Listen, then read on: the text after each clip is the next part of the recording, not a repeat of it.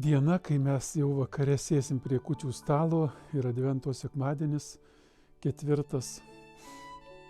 Girdime Evangelijoje, kad Dievas atsiklausė žmogaus, ar jis gali ateiti į žemę per Marijos pavyzdį.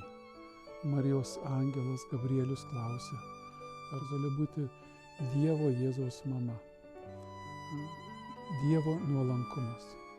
Dangus atsiklausė žemės kaip nedrąsus, tarsi nuolankus Dievas, ar galiu ateiti.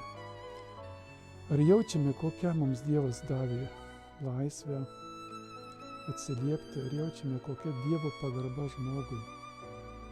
Dievas kūrėjas savo kūrinio atsiklausė. Dievas taip ir kiekvieną į mus žiūri ir šį vakarą, kai kūčių vakarienę valgysim, mokykimės iš Dievo nuolankumo. Prie kūčių stalo žiūrėkime kiekvieną žmogų su didžia pagarba. Jei Dievas žvelgia į kiekvieną mūsų, į Mariją taip žvelgia su pagarba, su meile, taip jis mus moko su nuolankumu, ateikime prie kiekvieno.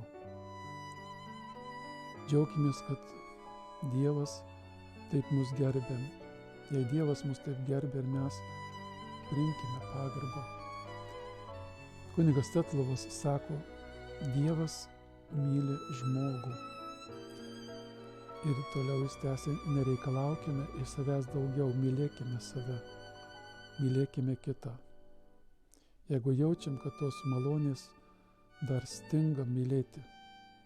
Šventas Ignacas, būtinai aš kaip jėzuitas jį priminsiu, po visų rekolekcijų prašo tokios malonės, Dieve, viską imk iš manęs.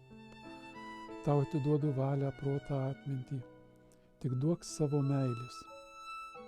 Kad pajėgtume mylėti kaip Dievas, mums reikia ir dieviškos meilės.